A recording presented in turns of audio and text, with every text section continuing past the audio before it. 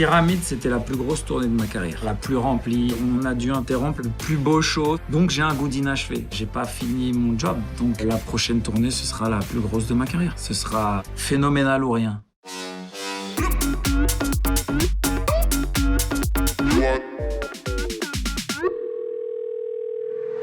Coucou Matt. Salut Timo, ça va?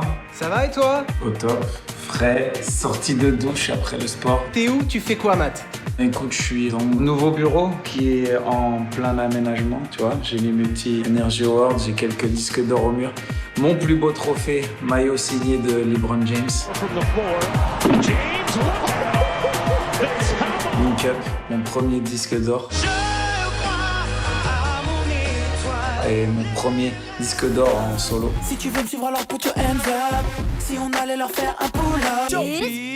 Qu'est-ce que tu fais dans ce bureau? C'est un lieu où tu crées, c'est un lieu où t'écris, où tu composes? Ouais, je vais écrire, je pense, beaucoup. J'ai préparé des enceintes, tu vois, pour écouter du gros son qu'on m'enverra, ou les premières maquettes que je ferai pour le prochain album, tout ça. Ta peau contre ma peau, yes. Ta peau contre ma peau, yes. Qu'est-ce que tu vois par la fenêtre quand t'es à ton bureau? Attends, je vais te montrer.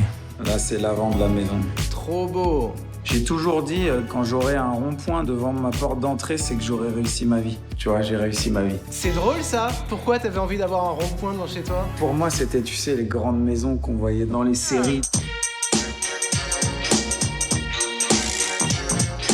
Dans ma tête, d'avoir le petit rond-point quand j'arrive devant la porte d'entrée, c'était symbole de réussite, tu vois. Donc c'est un petit kiff perso de l'avoir, enfin. Et puis je fais beaucoup de paperasse aussi. Et je m'occupe vachement de ma paperasse. Et j'aime bien avoir le contrôle sur tout ce que je fais. Elle me contrôle et rythme mes pas. Matt, quand t'as envie de te retrouver avec toi-même ou décompresser, qu'est-ce que tu fais? J'ai un ballon de basket et il doit être dans la cuisine. Alors attends, je vais essayer de pas déranger. Il y a le petit qui fait une sieste à côté avec la nounou. Et Christina, elle est là ou pas? Christina, elle est en rendez-vous. Tu sais quand même que ta femme a fait l'une des plus belles photos de son Instagram dans ma salle de bain. C'est vrai? Ah, c'était à Paris, à la soirée, non? C'est dans ma baignoire. What? J'étais là, moi? Bah ouais, t'étais là. Elle allait dans ta baignoire et moi, j'étais là. Tu penses bien que si t'avais pas été là, je te l'aurais pas dit. Attends, où est mon ballon? Parce que le petit adore les ballons de basket. Alors, il est là, mon panier. Le ciel bleu, c'est l'été chez toi, là. Hein. C'est un bon 25 degrés, quoi. Je te pose par terre. T'embête pas pour moi, je suis très bien par terre. Tu me vois, là? Nickel, comme si j'y étais. Propre. Allez, viens, on joue.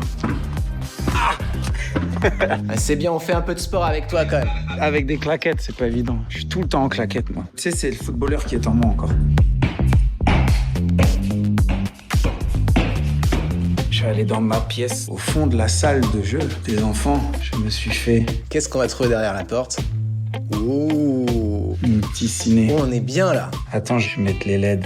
LED on. Tac, petite ambiance. Ce que tu regardes en ce moment dans ce home cinéma de ouf là, c'est quoi? Eh ben écoute, figure-toi que ça fait 2-3 semaines qu'on essaye de regarder un film et qu'on n'y arrive pas. Ah ouais? Avec le petit, surtout, le soir, c'est pas évident. En fait, les journées sont longues. Tu commences tôt. Et le soir, t'es explosé, donc t'as envie de dormir en fait. Exactement. Et du coup, je tombe KO à 10h, 10h30, quoi. Mais tu sais que ça va pas s'arranger, Matt, parce qu'il y en a un deuxième en route là. Ah ouais, la deuxième bébé en route. Donc le home cinéma, ce sera pour un peu plus tard.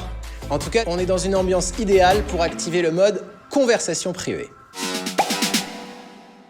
Alors, Matt, faut qu'on annonce une nouvelle hyper importante. La musique, la chanson, tout ça, c'est un peu fini. Qu'est-ce que c'est ta nouvelle vie? Ma nouvelle vie? Maintenant, c'est... Il y a les beignets maintenant, ouais. On Zaddy, let's go get some beignets.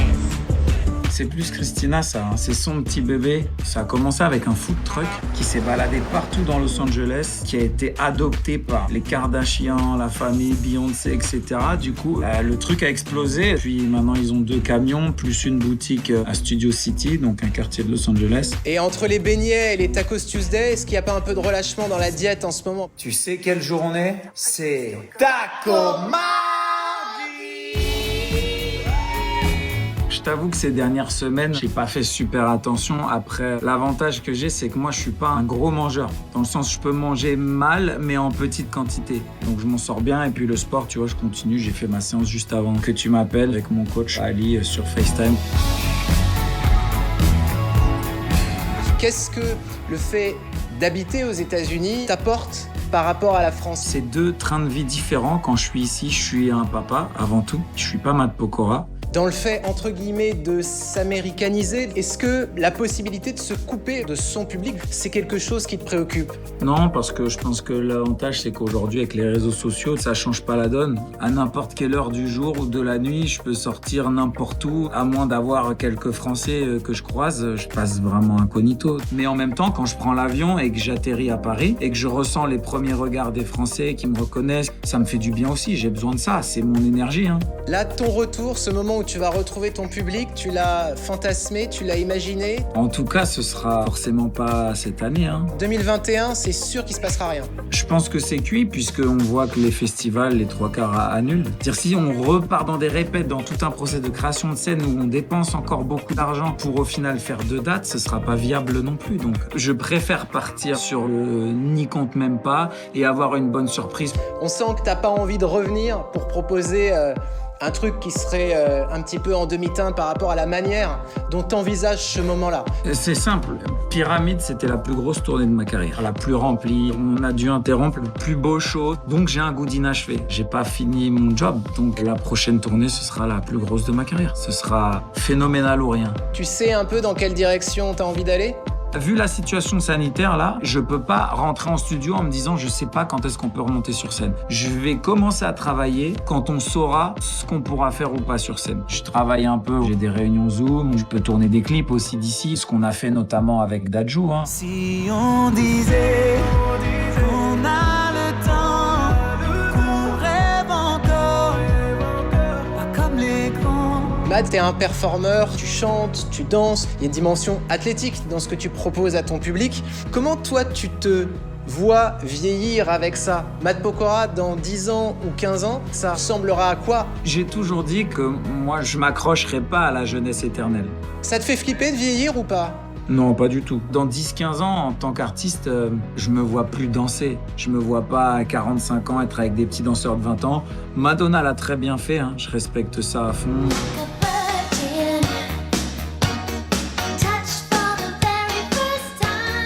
Et puis honnêtement, je sais pas si je me vois faire ce métier jusqu'à 60-70 ans, tu vois. Alors je dis pas non plus que je vais arrêter à 40 ans, mais ce serait peut-être pas le même genre de show. Tu sais, t'as plein d'artistes aujourd'hui qui sont jeunes et qui mettent pas un pied devant l'autre. Je pense à The Weeknd, ça l'empêche pas de remplir les salles sans bouger.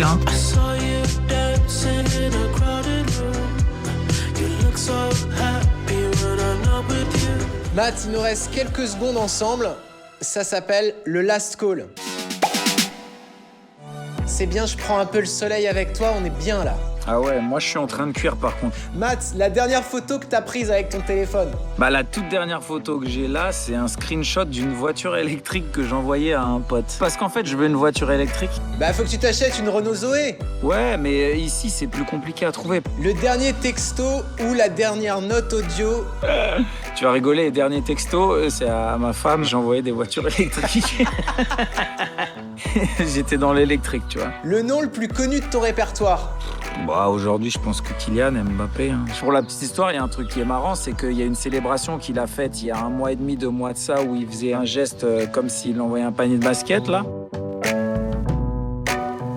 Et c'est un truc que je lui avais demandé de faire. Et il a été élu joueur du mois sur FIFA, tu sais. Et la photo, c'est le geste qu'on avait dessiné dans notre groupe WhatsApp, donc c'est marrant. Le son que t'as dans ton téléphone, que t'écoutes en boucle en ce moment, Matt? C'est mon petit Lissandro, qui était mon talent dans The Voice. Il a sorti un son qui s'appelle La La Land et que je kiffe.